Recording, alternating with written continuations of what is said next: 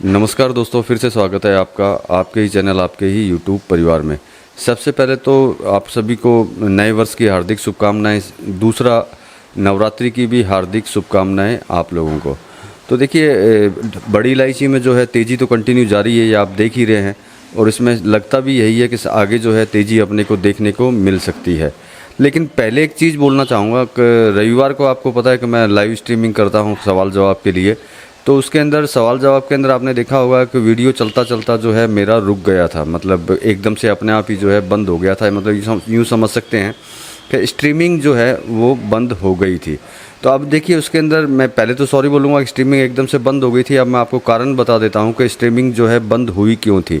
उसमें मेरा कैमरे का कुछ लेंस के अंदर प्रॉब्लम हुई। यूँ समझ सकते हैं कि मेरे कैमरे का प्रोसेसर जल गया था और पूरा एकदम से जो है स्ट्रीमिंग बंद हो गया, जो मुझे पता नहीं चला कि मेरा कैमरा जो है ख़त्म हो गया।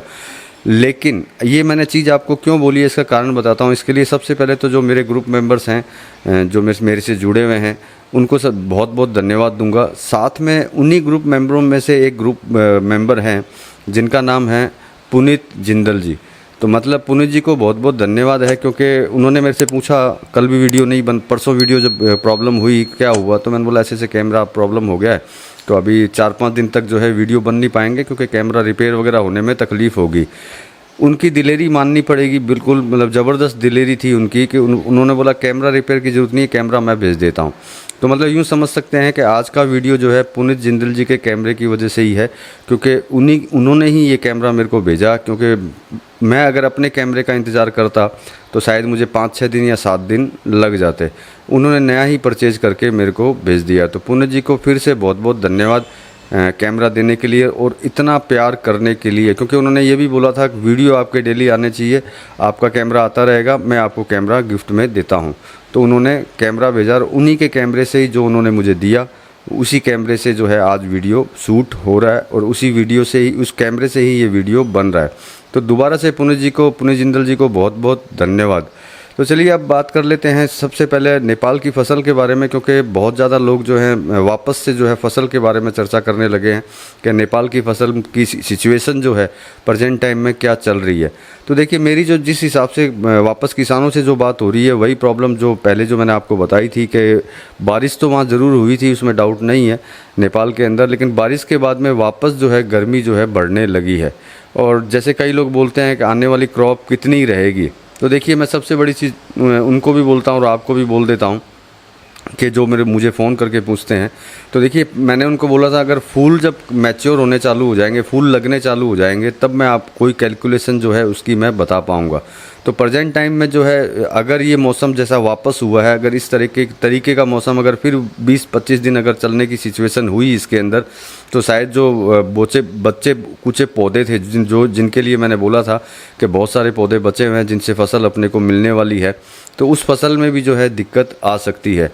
तो देखिए, हम तो परमात्मा से दुआ यही करेंगे कि बारिश हो, क्योंकि फसल जब सबसे ज़्यादा ख़राब होती है तो तकलीफ़ जो होती है सबसे ज़्यादा किसान को होती है, बाकी किसी को भी नहीं होती। मैं जानता हूं कि फसल नहीं आने से आप लोगों को तो 100% बेनिफिट मिलेगा, लेकिन किसान को किसी तरह का बेनिफिट नहीं मिलता है, और उसको जितनी तकलीफ़ होती है वो आप सोच भी नहीं सकते, वो विचारणीय होती है। इसलिए मैं तो परमात्मा से यही दुआ करूंगा कि वापस फिर से बारिश हो, मौसम ठंडा रहे और जितनी भी फसल उनकी बची हुई है वो बची हुई रहे, और उनको जो है फसल की जो है आने वाले जो इस साल के अंदर जो है फसल 100% लगे, जिससे उनको 2 पैसे की कमाई हो। तो ये तो कंडीशन थी फसल की, नेपाल की जो मैंने आपको बता दी। और असम के लिए, जो असम का मतलब हो गया अरुणाचल, नागालैंड के लिए बोल रहा हूँ, तो वहाँ की फसल जैसी थी वैसी है, उसमें कोई ज़्यादा लंबा चौड़ा उसमें फ़र्क नहीं है।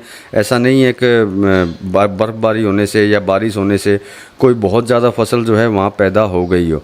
तो फसल वहाँ पे भी इसी तरीके से ही चल रही है, ऐसा कुछ भी नहीं है। और मैंने आपको बीच बीच में, मैं जो मेरे पेड मेंबर्स हैं उनको तो मौसम के बारे में बताता रहता हूँ। जैसे कि मैंने बोला था एक दिन पहले ही कि वहाँ जो 24 घंटे में जो है बारिश ज़्यादा होने वाली है, क्योंकि नॉर्मल नीचे जो बारिश होती है उससे कई गुना ज़्यादा जो बारिश होती है वो ऊपरी पहाड़ों के ऊपर होती है।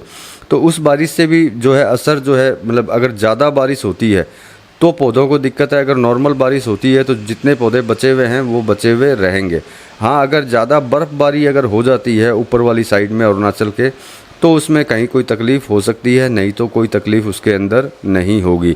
मतलब कि अभी भी जो फसल की मैं बात कर रहा हूँ, इस पे थोड़ा गौर कर लीजिएगा कि जो बची हुई फसल है उसकी मैं बात कर रहा हूँ, ना कि जो है कोई नई फसल जो लगी है या नया क्रॉप जो लगा है उसकी बात कर रहा हूँ। क्योंकि नई क्रॉप जो है कुछ जगह पे लगी है और कुछ जगह पे नहीं लगी है। तो मतलब कि अगर हम लोग आने वाली फसल की अगर बात करते हैं तो वो उसी तरीके से ही चल रही है जिस तरीके से पहले थी। नेपाल में थोड़ी सी जो है जो बारिश हुई थी तब ऐसा लगा था कि हाँ शायद जो है ज़्यादा फसल आने के चांसेस जो हैं उसके अंदर बने हुए हैं, लेकिन ऐसा अब जो लग रहा है ऐसा नहीं है। क्योंकि अभी तक जब फूल ही नहीं आए हैं तो अभी तक तो मैं ये बात नहीं बोल सकता कि फसल कब आएगी, क्योंकि नॉर्मली टाइम जो है फसल का अक्टूबर का होता है।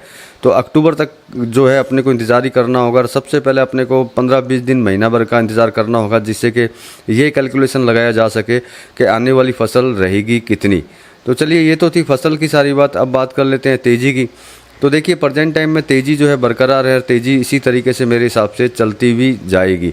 और इस तेज़ी में आपको क्या करना चाहिए ये आप अच्छी तरह जानते हैं कि आपको इसमें बेचना चाहिए या ख़रीदना चाहिए ये सारा कुछ तो आपको पता ही है। और अगर आपको नहीं पता और आपको अगर कुछ समझ में नहीं आ रहा हो कि आगे करेक्शन कितना है या करेक्शन और आने वाला है या फिर करेक्शन कहाँ तक जा सकता है, तो आप मेरे से जुड़ जाइएगा, आपको मैं बता दूंगा। वैसे प्रेजेंट टाइम में फिर भी मैं आपको बोल देता हूं कि प्रेजेंट टाइम में ऐसी कोई सिचुएशन नहीं लग रही है जिससे कि कोई ऐसा लगता हो कि करेक्शन जो है बहुत ज़्यादा इसके अंदर दिखाई देता है। लेकिन हर कमोडिटी के अंदर कहीं ना कोई तो करेक्शन रहता ही है, किसी न किसी कारण से भी रहता है और कमोडिटी के अंदर रहता ही है। अगर आपको लगता हो कि स्पेशल रिपोर्ट आपको चाहिए या कोई बात करनी हो मेरे से अलग से जानकारी लेना चाहते हो, तो आप ले सकते हैं। जो मैंने आपको हमेशा बोलता हूं कि स्क्रीन पर नंबर दिखाई देते हैं, आप उसमें कमेंट कर वो व्हाट्सअप कर दीजिएगा तो आपको डिटेल्स उसके अंदर मिल जाएगी और आपको पता चल जाएगा कि आप मेरे से जो है पर्सनल एडवाइस कैसे ले सकते हैं। और इस तेज़ी के लिए जो मैंने आपको बोला है उसमें इतना घबराने की आपको ज़रूरत नहीं है, तेज़ी बरकरार रहेगी। लेकिन ध्यान रखना है आपको अपनी ख़रीदी के ऊपर और आपकी बेचने के ऊपर, क्योंकि जो सबसे ज़्यादा जो ज़रूरी होता है तेज़ी के अंदर ध्यान रखना, उस समय का जो समय होता है जब तेज़ी बहुत ज़्यादा चलती है तो नॉर्मली हर इंसान को ऐसा लगने लगता है कि बस इससे ज़्यादा तेज़ जो है धरती पे कोई आइटम नहीं है। और उसी तेज़ी के अंदर वो ज़बरदस्त तरीके से जो है माल ख़रीदता है, फिर वो माल ख़रीद करके उसके अंदर फंस जाता है, फिर उसकी जो परेशानियां हैं वो सारी बढ़ जाती हैं और उसको ये पता भी नहीं चलता है, उसके समझ में भी नहीं आता है कि वो उसको आगे क्या करना चाहिए या फिर क्या नहीं करना चाहिए। तो जब ये समस्या अगर आपके पास आती है तो उसके लिए मैं बैठा हूँ, आप मेरे से बात कर सकते हैं। मैं आपकी समस्या का हल जो है निकालने की कोशिश जो है हमेशा करता रहूँगा, पहले भी करता रहा था और आगे भी मैं करता रहूँगा। और करेक्शन की मैंने आपको बोल ही दिया, इस तरह की कोई बात नहीं है। और सिलीगुड़ी के अगर भाव की अगर बात करते हैं तो कुछ जो व्यापारी हैं उनके भाव आए हैं जो है 1480 रुपये। अब गुवाहाटी के अगर भाव की अगर बात करते हैं तो गुवाहाटी में जो है किसी तरह का कोई भाव आज भी नहीं है, वो अभी भी नो ऑफ़र के अंदर ही है। और सिलीगुड़ी में भी सिर्फ कुछ व्यापारियों का आया है, सभी व्यापारियों का नहीं आया है। मतलब शेर सो रहा है या फिर शेर पीछे हटा हुआ है जो आगे आने के लिए जंप मारने के लिए तैयार बैठा हुआ है। आप मेरे शब्दों पे ध्यान दे सकते हैं मैं क्या बोलना चाहता हूँ और किसके लिए बोलना चाहता हूँ। तो हो सकता है और ज़्यादा ज़बरदस्त तेज़ी आने की आशंका जो है हो सकती है या लग रही है, लेकिन साथ में अपने को करेक्शन का भी ध्यान रखना है जिससे कि आपको किसी तरह की जो मुसीबत है उसका सामना ना करना पड़े। तो चलिए, ये थोड़ी सी इन्फॉर्मेशन थी आप लोगों के लिए जो मैंने आपको दी। बाकी अगर आप मेरे से जुड़ना चाहें, मेरे से पर्सनल एडवाइस लेना चाहें तो स्क्रीन पर नंबर है, आप व्हाट्सएप कीजिए और मेरे से जुड़ सकते हैं। तो चलिए, मिलते हैं अगले वीडियो में अगली जानकारी के साथ में। तब तक के लिए धन्यवाद।